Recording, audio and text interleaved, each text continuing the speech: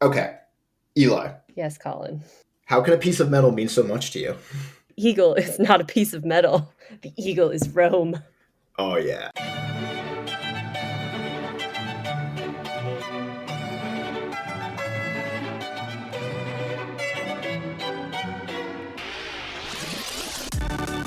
Hello, and welcome to Movies We Dig, the podcast about antiquity and movies and all that other stuff that we're talking about. I'm trying to slip into like a more natural intro rather than writing it down, but I'm not sure it's really working.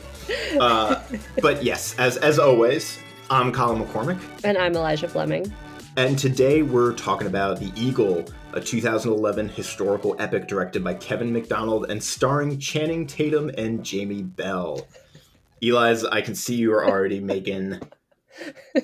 she's holding back people. She's holding back laughter. She's angling away from the microphone. Can't even look me in the eye. I'm sorry, when you say like historical drama starring Channing Tatum, I'm just like, this is a weird entry. It's such a those are such an odd combination of words to say, right? It's like, oh yeah, you know that Channing Tatum, or that movie where Channing Tatum plays a Roman centurion. No, I would say that this is just a criminal misuse of Channing Tatum, who I think is a genuinely funny actor. And I think he's a great actor. I think he's a great actor in certain, like he's proven, like he is, like you said, like he's a very, very funny actor. Like he's got a great sense of humor, but he's also like shown that he can do sort of serious dramatic roles, like Magic Mike, like the first Magic Mike. The first Magic Mike, yes. Yeah. Or I would say Foxcatcher. Yes. And Logan Lucky, I think, kind of walks that line of like, it's funny, but he plays a serious character. Yeah. But he's got like a little, I mean, sometimes it plays up like he's a little bit of a, not a goof, he's just kind of like Logan Lucky, he can really ride that line. Like he can bring sort of the serious chops, and he can bring the jokes. He's got a great sort of comedic sensibility, like 21 Jump Street or something like that. I love. I mean, that's like my brand of humor. I enjoy that ridiculousness. He can play the like airhead jock type, but he can play a sort of self-serious, but a historical drama sort of period piece is a very odd. This time, Channing Tatum at this point of time, I was just checking his filmography. He's making a lot of movies around this time. He had 3 movies in 2009. One of them was a G.I. Joe movie. He had 4 movies come out this same year as The Eagle: Haywire, The Son of No One, and The Dilemma. He had another 3 movies come out the next year. In 2013, he had 5 movies come out. Holy crap. Yeah, he has made a lot of movies. It slows down a little, no, but then he's making like 2 to 4 movies a year from like 2009 to like 2017, with a couple of odd years. Like 2016, all he is he's in Hail Caesar. That's it, which also he's great in. Yes. I don't think this was the role for Channing Tatum. Yeah, it was a truly odd decision, and I don't know what was going on, like with him or his agent or whatever. They were just like, it doesn't seem like he was quite at the like Nicolas Cage level that will take literally any movie that comes across his desk. No, I mean, I feel like this was probably pitched to him as like, this is a cool, serious thing to do, and it doesn't work for me. No. And if we're going into the whole, do we dig this movie? If now is the time. I would say I actually dig like the first half of this movie, minus Channing Tatum maybe, but I like viscerally hate how this movie ends. Yeah, I very much, it has a very strange, I pretty much agree with everything you said. I found myself like, I saw this a while ago. I think I saw this more or less when it came out. I don't think I saw it in theaters, but I did see it. And I remember it didn't leave much of an impression on me because I couldn't remember like any of the details. Also, partially because it conflated with a couple other movies. Because right around this time, there was a lot of movies that were very similar to this. Like this movie is kind of similar to the King Arthur movie that came out in like 2004. It was really similar to Centurion with Michael Fassbender that came out, I think, just a year earlier. Yeah. Is The Last Legion, is that the King Arthur one? Yep. Okay. That one's, I think that's like 2007. And they're all set in Britain. They all involve like sort of imperial Rome or declining Rome and going north of Hadrian's Wall and dealing with British tribes. We'll talk about that, like the ancient Britain, the obsession with ancient Britain. But yeah, it didn't leave much of an impression. But as I was watching it last night on review, I was like, actually, this movie's not bad. Like, I'm kind of here. There's some parts like that I can nitpick or whatever, like, you know, maybe don't quite work. But like in general, like the dramatic action is doing it for me up until really the last 15, 20 minutes kind of falls apart. Yep. I don't know what's going on. It just sort of takes this weird turn into a completely different movie. I think it has a tone shift, and because the first part, the parts that I think I really liked is a lot of this kind of monotony of daily life. You have a lot of close-ups of like people putting on armor or doing like odd jobs around the fort. They're like, you know, chasing chickens around, and they're sort of undermanned and understaffed, and they're out in the boonies. Exactly. It gave me kind of like a Master and Commander vibe in the beginning, especially when they're like, is there something out there? Like, what do we all, you know, get ready to fight and then nothing happens? And you're kind of like rooting for them in that way. Just like already you're kind of like on board with the character. And I'm like, this is working for me. And then it sort of like goes to the other side of that at the end. It's like very best case scenario fantasy almost ending where it's like, yep, everything worked out exactly right and now we're all friends.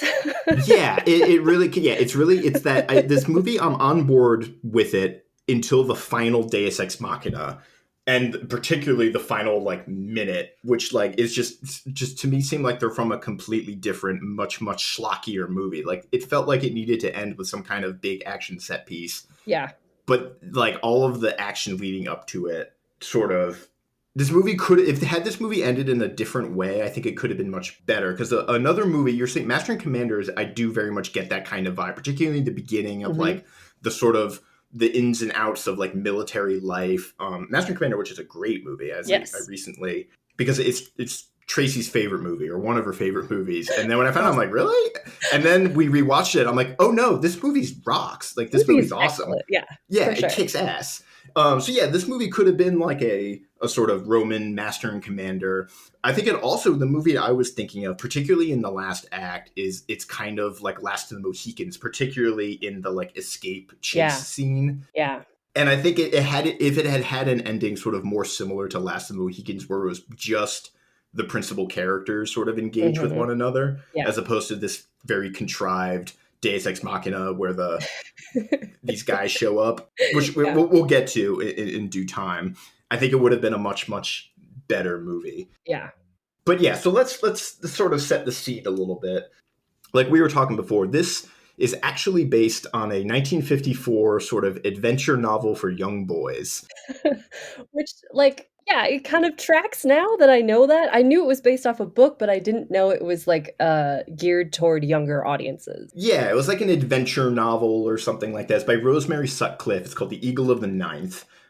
This movie departs, I think, wildly in both. Not wild. This movie departs in tone wildly and in plot in a couple of ways. Like I think his father, I think, is still alive, and he like finds his father. And I think in the book, he actually doesn't come back with the eagle. And apparently in a version of this movie, there's an alternate ending where he doesn't come back with the eagle. He like destroys the eagle. I would have liked that better. I think it might have been I don't know. I wonder if like there was some sort of pressure to have that sort of final action set piece. And if there was some sort of like focus group studio pressure to end it the way it did, because it just felt a little disparate with everything that this movie had been setting up prior. Yeah. But the book is in and of itself based sort of on a historical thing. There was an actual Ninth Legion, the Ninth Spanish Legion, which was stationed in Britain and then drops out of historical and archaeological records around sort of 120 AD or CE. And this movie's set, because I did the mental math, this movie is set in like 140 CE, which would also make it sort of period appropriate for Hadrian's Wall too, which we'll get back to. Mm-hmm. So this legion, the Ninth Spanish Legion, is stationed in Britain. It sort of drops out of the records. Theodore Mommsen, a very famous classicist, argued that it was destroyed in like it went north of the wall and was destroyed in military activity. I think people have moved away from that theory right now. Like it was destroyed later. We know it's definitely gone by a certain point, by Septimius Severus or something like that. Yeah. But whether it sort of marched north of the wall and was chewed up in the forest.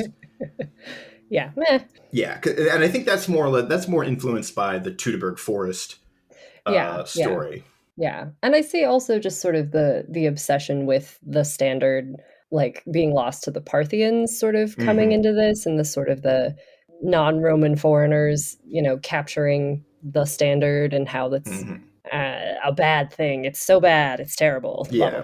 Blah, blah, blah. So we're referencing sort of two historical events. One was Teutoburg, where 3 Roman legions march into basically the German forests and are annihilated in the woods, and they lose their standards. And then another was Crassus, right? Crassus of Laurence Olivier in Spartacus Crassus, who similarly, in a sort of maybe hubristic and power-seeking move, marches into the desert in Syria, Iraq, that area, and the Parthians there chew him up and spit him out and capture the eagles, which is a huge slap in the face to Roman sort of pride, I guess. Yeah. Well, because then they make or I guess Augustus makes a big damn deal about getting him back, and that's like in on all of his imagery, like the famous statue of Augustus on his armor. It has like the picture of him holding the standards.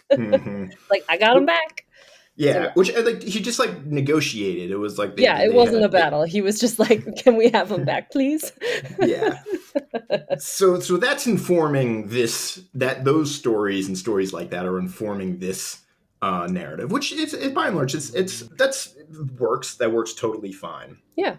And so we start off with Marcus Aquila, whose name just means eagle. That's what Aquila means. Yep.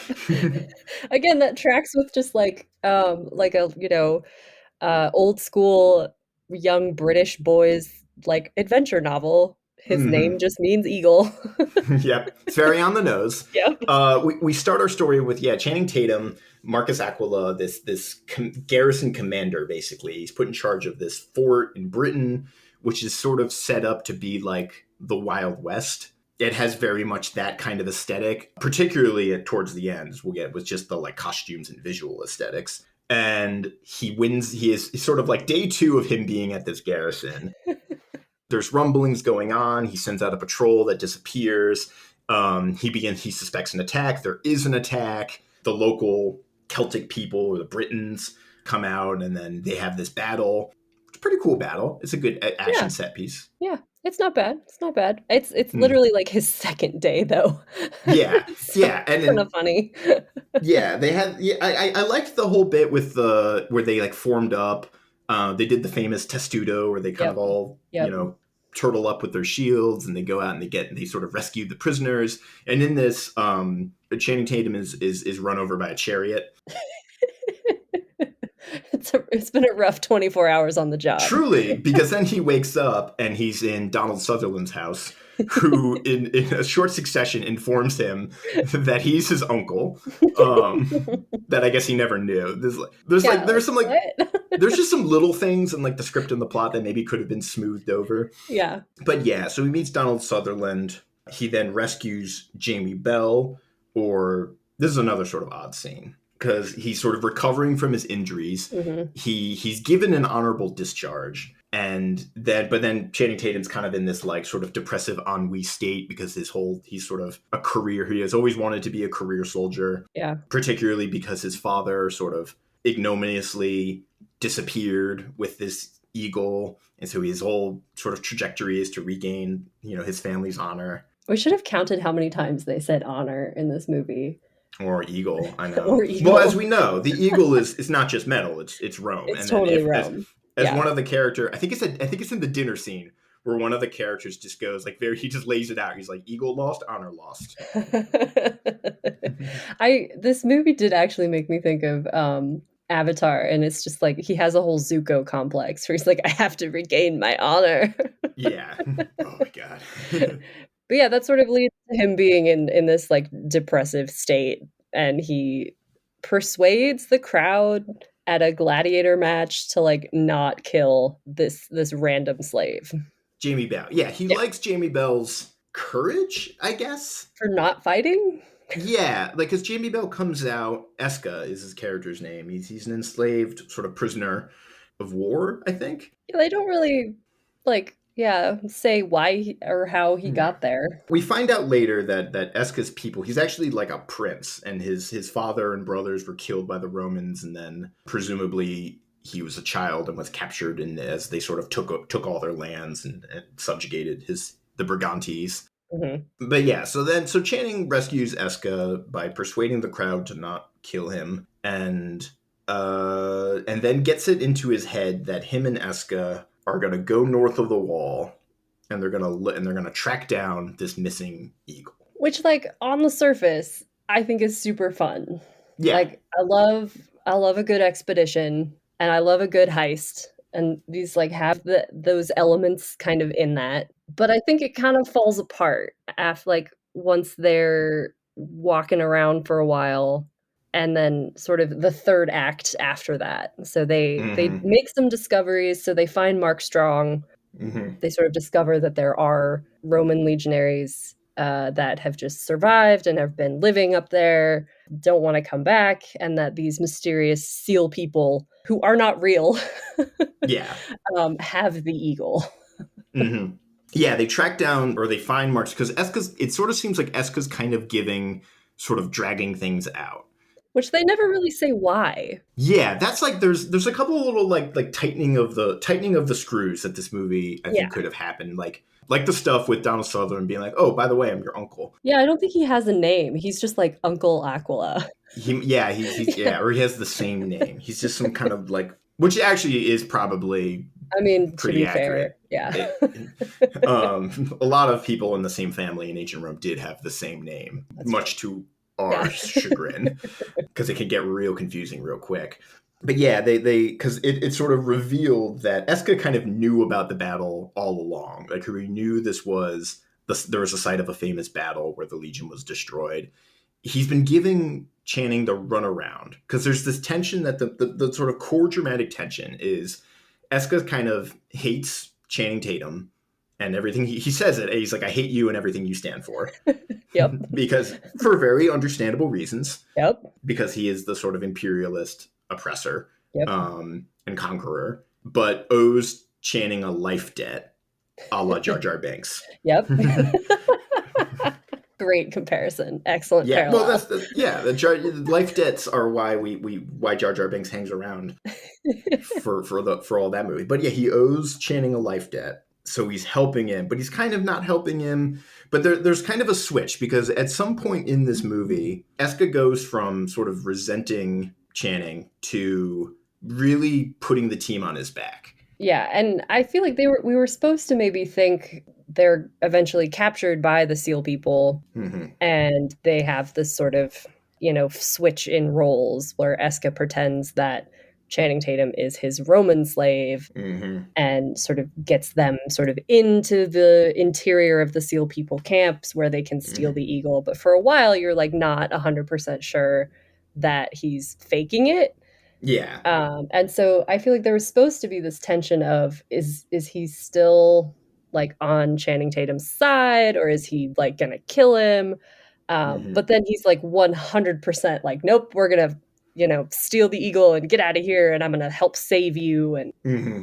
it just seemed like a very big black and white like switch, like 100% to the other side. Yeah, because it seems like, so there's a scene right before this that I think is sort of maybe supposed to set up this kind of character switch, where it's the scene where they're camping out and they get attacked by raiders, mm-hmm. or something like that, and they work together and they defeat the raiders. And it seems like there probably should have been some scene where in that Esca comes to sort of appreciate, or like sort of comes to begrudgingly respect or like Channing, or vice versa, or maybe realize that it's not quite as black and white as he was sort of making it. Like, I think that's the idea that this movie is trying to go for, that it's not simply that like the Roman, like there's the bad guys and the good guys are not sort of super clearly delineated. There's, the Romans are these imperialist aggressors, but then there's also these raiders. But then that as I say it out loud, I'm like, that's kind of Yeah. like, Yeah. Well, maybe also that's like kind of what Mark Strong was supposed to also add a layer to that, because he's like, no, mm-hmm, I live here. I like have a wife and 2 mm-hmm, children and I like it here. mm-hmm. I think, I guess. And like he has a new name and he speaks Britain, whatever. Pictish or whatever it Yeah, is, I whatever think. language. Mm-hmm. And so yeah, it's sort of like maybe they're trying to go for like a we're all human. Yeah, But it didn't work yeah. very It was well. like that was kind of I think the key. There's a key thing sort of missing, Yeah. or even just these characters who sort of exist in these like larger conflicts, or individuals who exist in light of these larger conflicts and structures around them that sort of force them into conflict or out of conflict, or mostly into conflict, Yeah. in ways that are not sort of completely necessary. Like there's a muddying of the waters a Mhm. little bit. But yeah, like the sort of dramatic shift, because I did kind of like the idea of this tension between Channing and Jamie Bell. Yeah. And I think they're both good actors who could pull it off. And I think there's just like something a little bit missing for me Mhm. to really, there's like a scene or a moment or something missing for me to really buy the switch that Esca makes in Yeah. the end. I agree. Because we meet, and then we meet the Seal People, who are this kind of like, and I was reading up about this movie. I think the idea was that they're sort of an almost like pre-Celtic people. Like they look very different Yeah. from Yeah. the other Celts that we've met. Like all the Celts we've met up until this point sort of more or less conform. Like there's a druid in the very beginning. They kind of got like long hair and some tattoos, and Mhm. the imagery surrounding the Seal People, I think, is like modeled after like Inuit peoples and like Native Americans. Like they wear like all furs. They're completely covered in body paint, and like have like their weapons seem like they're made out of like bone and stone Yeah. and things like that. Like they it's a very sort of, like doesn't necessarily takes me out of it, but it's just like a weird, it's a strange idea to play with, because I think it very much is supposed to be shorthand and be reminiscent of sort of Native American or North American indigenous peoples. Yeah, and I do think it does take me out of it, because the whole interesting, like, tension is that, like, Jamie Bell, Esca, his character, is sort of pulled between 2 worlds, and the Seal Mm-hmm. people are so different from just the other Celts, the other people, so different even from Esca, Mm-hmm. that I mean, they speak the same language, but they're like, he obviously is also a stranger there, that I Mm-hmm. think it feels easier, or maybe it's supposed to feel easier for him to shift back to Yeah. the Romans, and I think Mm-hmm. that does sort of take it out for me. It's like, well, he has no reason to be there either, so it's like, why what?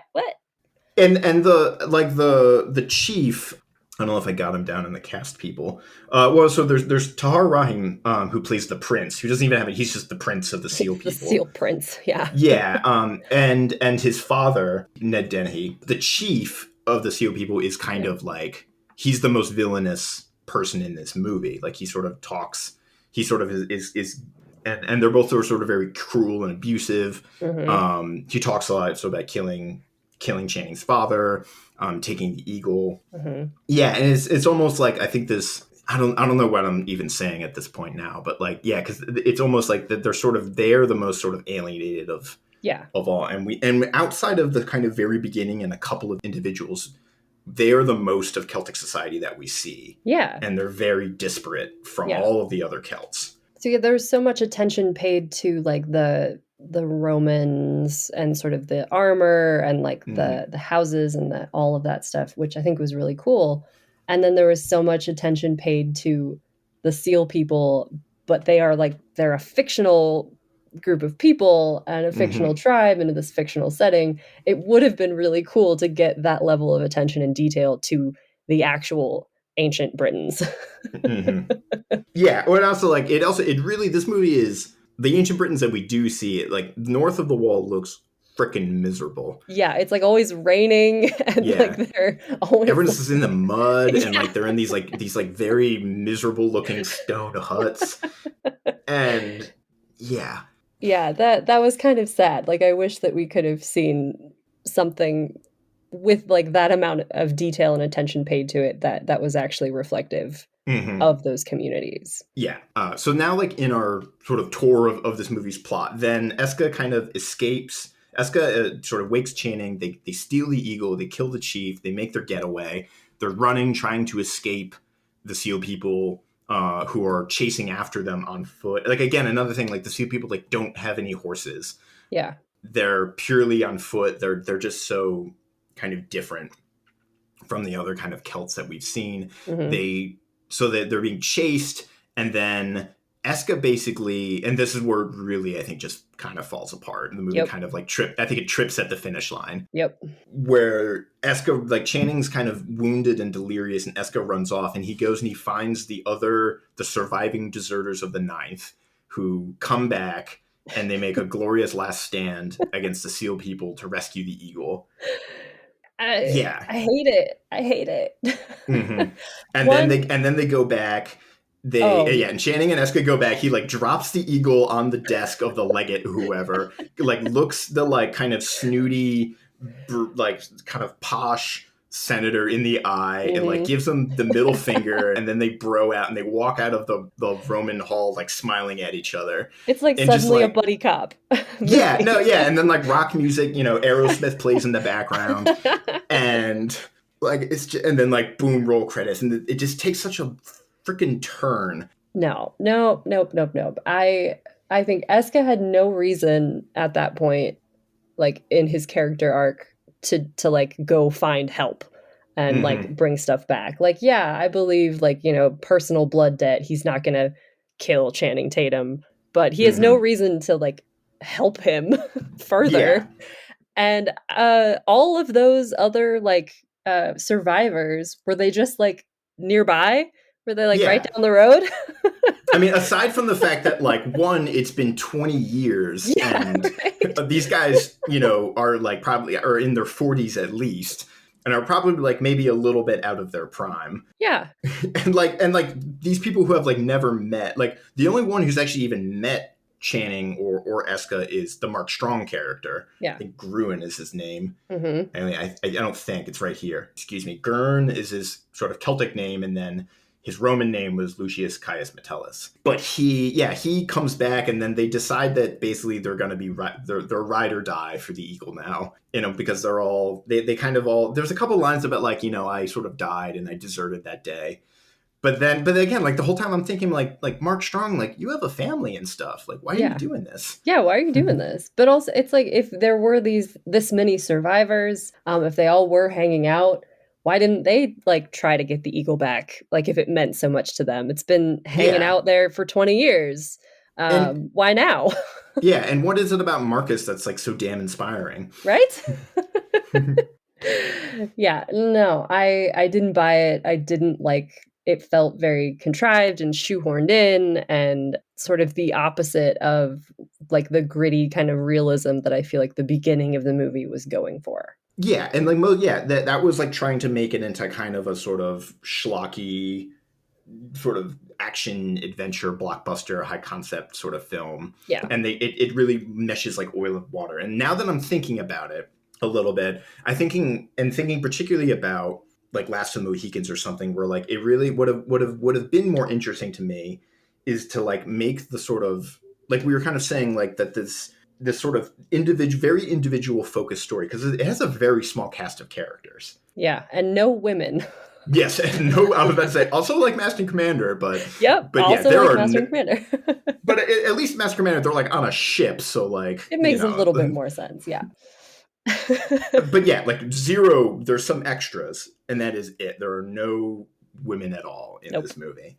But like to sort of set this conflict, sort of more like Last of the Mohicans, where there's this larger sort of multifaceted sort of conflict going on between like Romans and Britons and maybe allied tribes or something, but then just have like a very personal centered conflict between like Channing, Marcus, and Esca, and the sort of and an antagonist like Tahir Rahim's character, like the prince, and really just sort of focus around them, because like in like the final sort of act of Last of the Mohicans, where Hawkeye basically goes to the Hurons, where Magua, the chief antagonist, has taken, oh god, I forget their name, Cora and the other one, the sort of, yeah, I forget her name.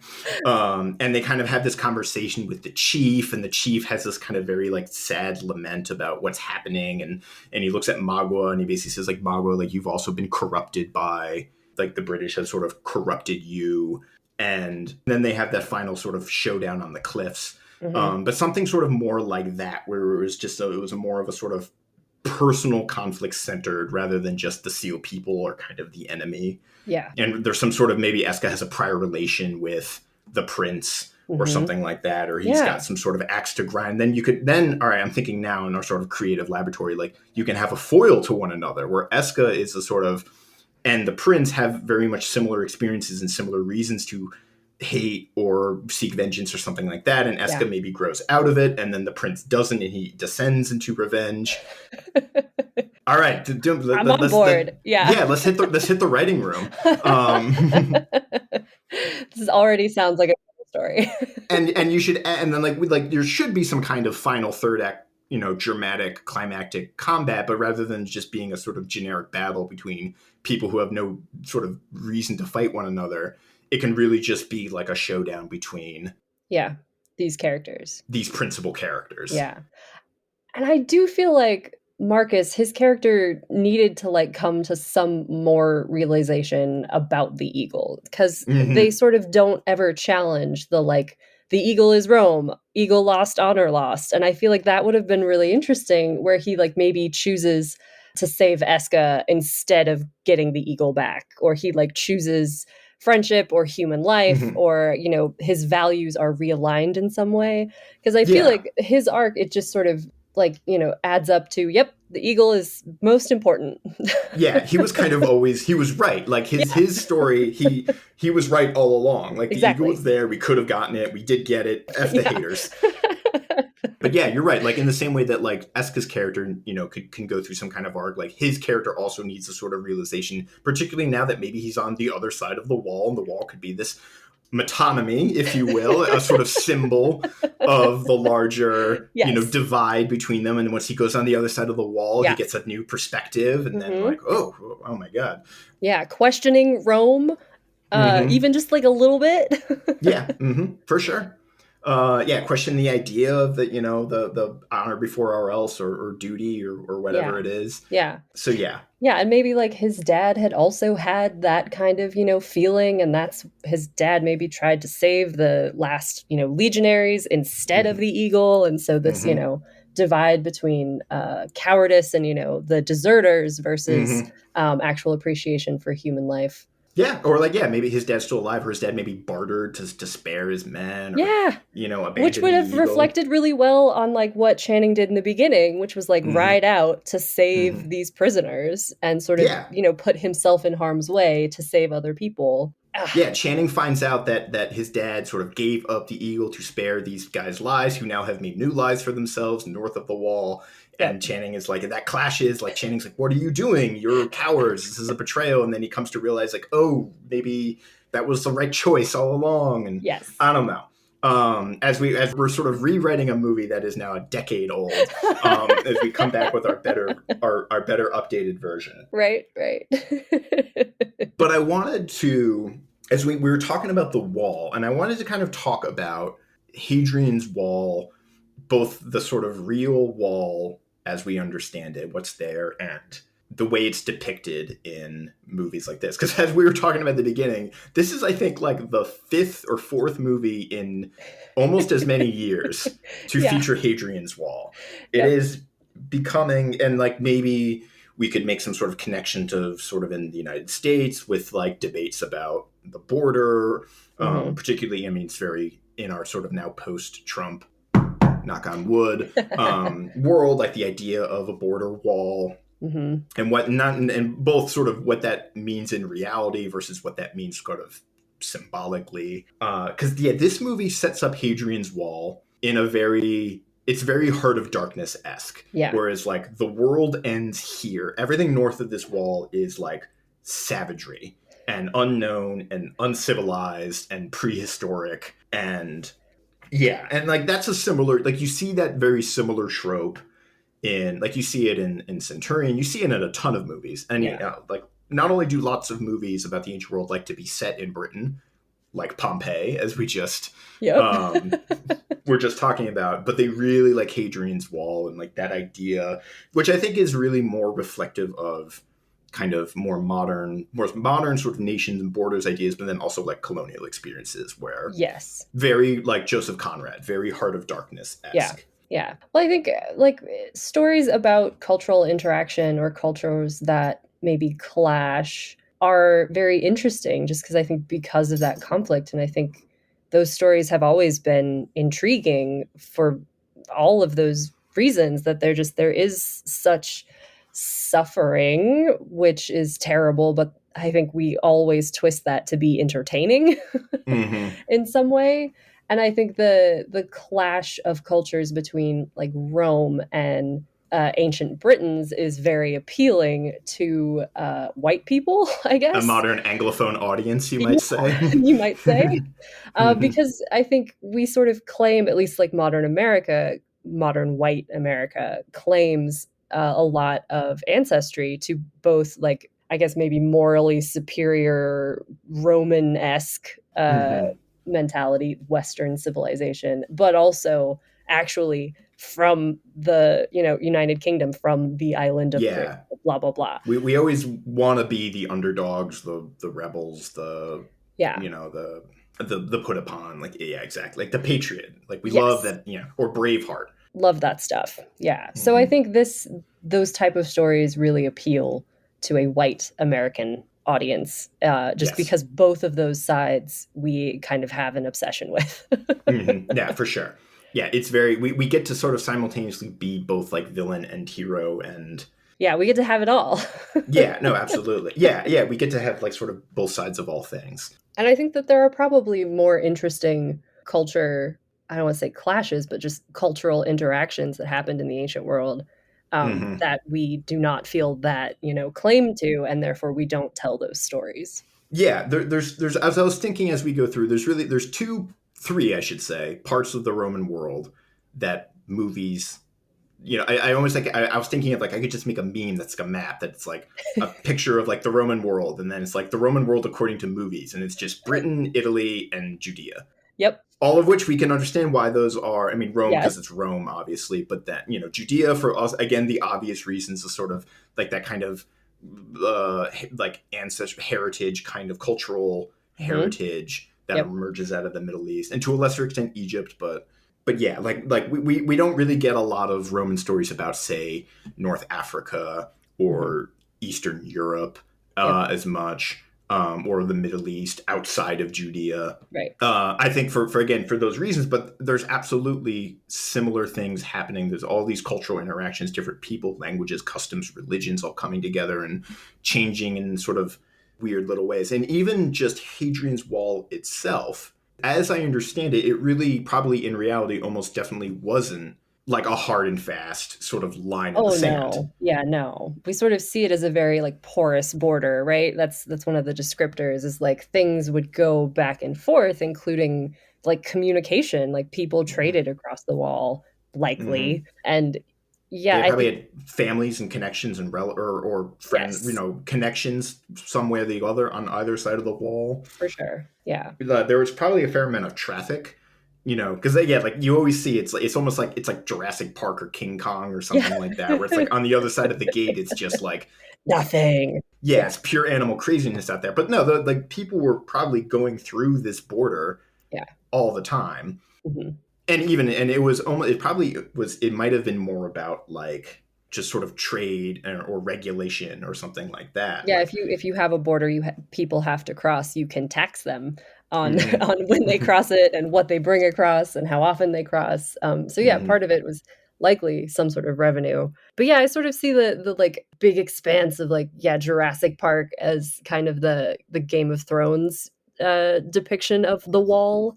Yeah. Which is supposedly inspired by Hadrian's Wall, right? It's like Yeah. all of the wildlings in the north, that's, northern Britain, and this like Yeah, huge that wall of ice. that's the best, I think, really, like, that is the most literally crystallized, because it's made of ice, boom, best joke of the day right there.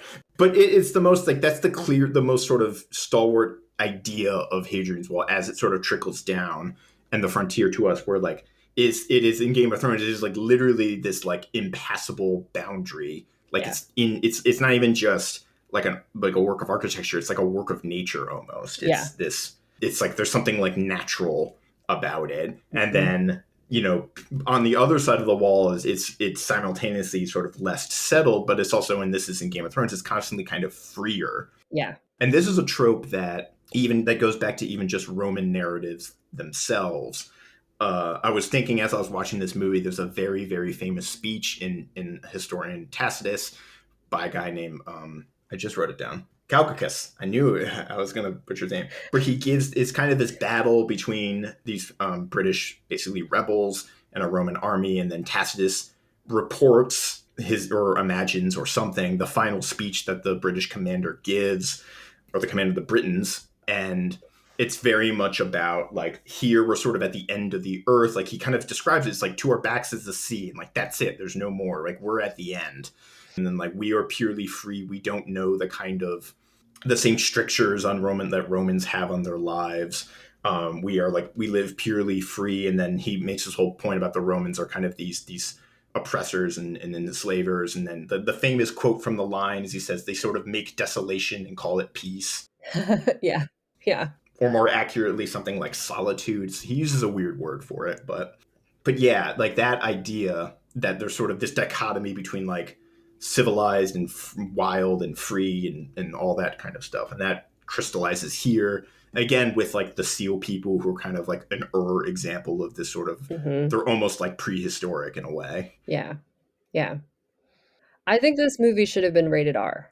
Yeah, is it PG-13? It is. And I feel like you can tell. Yeah. Because even like in the very beginning where they're gonna like, they execute one of the prisoners, there's no blood, you don't see it, and it felt like noticeable to me. Yeah, it is. Now that you say it, I realize like, for as violent of a movie as it is pretty bloodless. Yeah. So I think like some people have like splatters on their face at some point, but I'm like, geez, like a Marvel movie is bloodier than this at some point. Yeah, people like get their arms cut off in Marvel. Like millions of people watch Thanos get his head chopped off. Right? Granted, it was a CGI Josh Brolin, but this movie, it's also, there's no sex in this movie. No, there's not even like remotely romantic. It is dryly chaste. Yes. Which, I mean, like, fine. Also in Master and Commander, there's no romantic tension or whatever. So like that doesn't bother me at all. I think it's kind of except between refreshing. Paul Bettany and his weevils and his okay. like and the beetles and all the flora and fauna of the Galapagos. Like that's pretty hot and heavy. But no, I think this actually would have benefited from being rated R and having a slightly gorier, grittier relationship with the blood and the violence, because I think that's sort of a big part of the story, is how scary that it's supposed to feel. Even just like the way it's shot, like it's a pretty dark film. Yeah, it's pretty, like, I would say it's a very gray film. It seems pretty desaturated. I mean, I think kind of its time, like you see a lot of movies like that, but it is like a very, it seems like it is going for that gritty realism, which, now you say it, like it looks like it wants to be an R-rated movie. Yep. Like it really kind of gone one or two ways. Like either we just make it like a schlocky action adventure, sort of truer maybe to the original, and then make it a little less self-serious and like have a joke. Yeah. Because this movie is also joyless. Absolutely, yeah. Which except for the last 30 seconds. And truthfully, I'm kind of here for that. Like I want to see the buddy cop dramedy with Jamie Bell and Channing Tatum just like kicking about in the Highlands, like going on little adventures. Have at least like one moment of bonding between them, rather than just like it's all gloom and doom and like So either go one way or like just double down like this is like bleak as I mean it can be rated R and still have like a joke. Yes, but like make it like like really sort of lean like it could have stood to be I think a little bit more violent. Yeah, I mean they kill that kid at the end, and there's no blood. They just a lot of lay him this down. Movie, maybe the thesis of this movie is it hates children. Maybe because Channing Tatum kills in that scene we were talking about earlier, where we think there should have been some sort of like bromance happening or just some kind of bonding at any level. In that scene, it was a point I was going to make, and I just actually forgot. So thank you for reminding me. But because like Esca hesitates to kill one of the raiders because he's like a child, basically. He's like he looks really young. Yeah, he looks super young. And then that guy's running away, and Channing Tatum throws a knife into his back, which should have been like I think it would have been a point where Esca would have been like this guy. Yeah. It's like, no, that's not cool. He even like looks upset. Like it should have been Channing should have been the one to maybe have like a moment of like, hang on. Yeah. But he kills the kid like remorselessly. And then there's no consequences. Like nothing comes from that. And the seal prince. Yeah, he kills his own, I don't know what he was to the a kid in the tribe. Yeah. By the way, whom they dragged like however many days while they were going on that hunt, just to kill right in front of them to basically make a point that's like I think for the audience to be like, oh, like these guys are to signal to us, the audience, that they are definitely the bad guys. Yeah. Because they would kill one of their own. And then just to make a point that's like we don't stand for traitors. I don't care if he's 12. So yeah. No. Yeah, that's a pretty, and I think that's also supposed to be like to give Esca the like, oh yeah, I had to give him like no moral qualms about fighting the seal people. But then it doesn't work that Channing Tatum killed a kid earlier. It's like we need to make up our mind. It's like maybe like the Channing's kid was like not quite so innocent, but like it muddies the waters in a way that isn't beneficial to the movie. Yeah. I had a bunch of like little small, but this movie did have sort of to its credit. It did have a historical consultant, Leslie Allison Jones, who's an archaeologist. I feel like you can tell like the attention to detail. It seems a lot more old school, much closer to Gladiator than Pompeii, I guess, in terms of attention to detail. Yeah, which was great. Yeah, like they had little like there was little like speaking of a little attention to detail that I only noticed when I was looking through the quotes, but Marcus prays to Mithras. Yeah, I noticed that. I was like, oh, that's cool. Like that makes sense. Mithras no, absolutely. Like the timings, God, the timing. Yeah. Yeah. And even the timing with Hadrian's Wall was being built. So this movie is set in 140 CE. I think they started Hadrian's Wall around 122. So if it was built, I mean, I don't know how long it probably took to construct the wall, but 18 years. Probably a while. I mean, it's a big wall. But yeah, like the Mithras, that like that totally tracks. It's the right time, the right context. Yep. Soldiers probably would. He has a little bracelet. That's the Pia Fidelis bracelet, which is an actual honor you could get in the Roman army. Like there's some stuff that I was thinking about, they use a lot of shorthand. Like the Roman military is basically set up to be completely analogous to like the way a modern military works. Just the idea that like you could be like I guess there were career soldiers and things like that. But yeah. In like some, like the idea of an honorable discharge, I think might be a little anachronistic. Yeah. Generally, I think service in the Roman army was a 25-year stint. Or like 20 if you were a citizen or something like that. Yeah, it might have been 20, you might be right, with the promise of getting a little plot of land at the end. But yeah, like whatever, that's not the biggest deal. You can read, so there's an interview I read with the consultant, Leslie Allison Jones. She's an archaeologist. She's a British archaeologist, and she works in northern Britain. Cool. So very appropriate. So in the interview, she was talking about, and it was interesting because she was also describing the process sort of which it works, where it was largely like sort of a series of communication, like email chains between her and I think like either like a production or assistant or an assistant to Kevin MacDonald. She wanted to go on set, but it was actually most of it was filmed in Hungary. and she was teaching in Britain at the time, so she didn't get to actually go on set. So it was largely like the way she described it is like they would send her like sections of the script and other shots and things like that just for her to look over and kind of point out like anything that jumps out to her.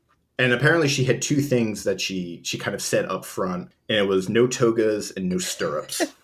I mean, you can't ask people to, like, modern writers to not use stirrups. I feel like that's so hard to do, right? So there, it gets interesting with that. So like stirrups don't become a thing in Europe until like the Middle Ages, I think. Yeah. Like in ancient context, like Romans and Greeks were riding around without stirrups. Yeah. But so apparently though, there is a reason they did have stirrups, and they're actually, you can barely really see them. But the reason for that is it's an insurance thing. So apparently, like neither like Jamie Bell and Channing Tatum had to learn how to ride horses for this, and the insurance, like the agency or the insurance company, wouldn't let them up on the horse without stirrups. That makes total sense. Like, that's fine. Whatever. Yeah, we're like I'm thinking like in like Lord of the Rings, like Gandalf rides Shadowfax totally bareback. Because Shadowfax, he's the Lord of Horses, so he doesn't. You can't put you can't put a saddle or a bridle on him or anything like that. He's one of the Maris, so like, but like, so anyways, but they had to get like a professional, like really experienced rider, because they had to have shots where Gandalf basically rides at full speed, completely bareback. Yeah, which is not something that just anybody can do. Mm-hmm. Yeah, so I understand why the insurance company was like, you're not putting Channing Tatum up on a horse without stirrups. Yeah, that doesn't bother me. His face and butt are worth too much for us to risk this. Well, I mean, especially if they're like riding those horses up and down those mountains, and all of that landscape looked, treacherous. I wouldn't want to try to ride a horse without stirrups. Yeah, no. That makes sense to me. Why no togas? That's kind of fun. I think it's just because it would have been like they would have all. I think in reality, like the Romans and the Britons would have probably looked very, very to our eyes would have looked very similar. Like we probably might have been able to distinguish them. They probably would have both just been wearing tunics more often than not. Yeah. And just sort of generic clothes. And she really wanted and I guess like people wouldn't have been wearing togas just kind of like out and about. I mean, but I feel like that makes sense even in a Roman setting. Yeah. Right.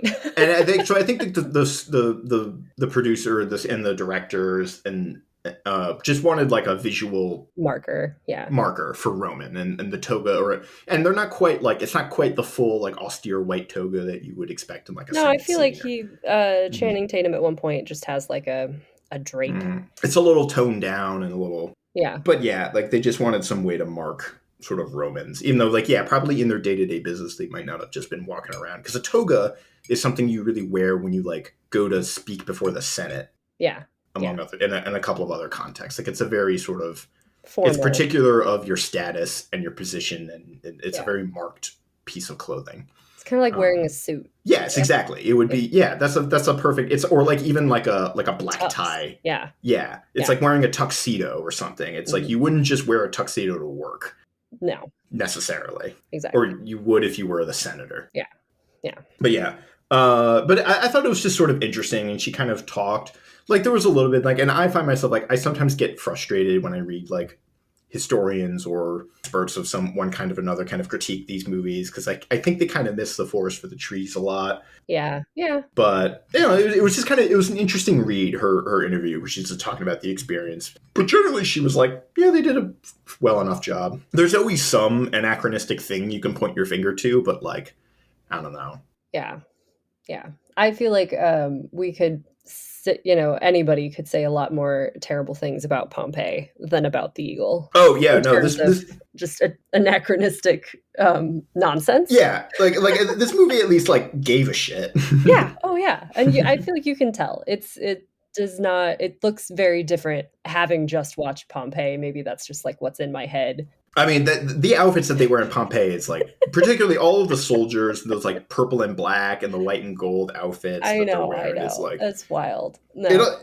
Man, they also it just looks like cheap. Well, yeah, and I think this movie doesn't look like that at all. I think you can really tell that they did give a shit, right? Like they have that attention to detail, which I appreciated. Yeah. There's one other thing. This movie deliberately departs from its colleagues in one, I think, very key way, which is the absence of posh British accents, particularly among Romans. Because Mark Strong speaks with an American accent. Because Mark Strong, an actual Scottish person, is speaking with an American accent in this movie, which is so funny. Because also they cast Channing Tatum, who I don't know if Channing Tatum could. He's doing some kind of accent. It sounds maybe like he's trying to be like a little bit more fancy? Like a prestige. Yeah. He doesn't have an accent, but he still sounds American, but he's like he doesn't sound like regular Channing Tatum. No.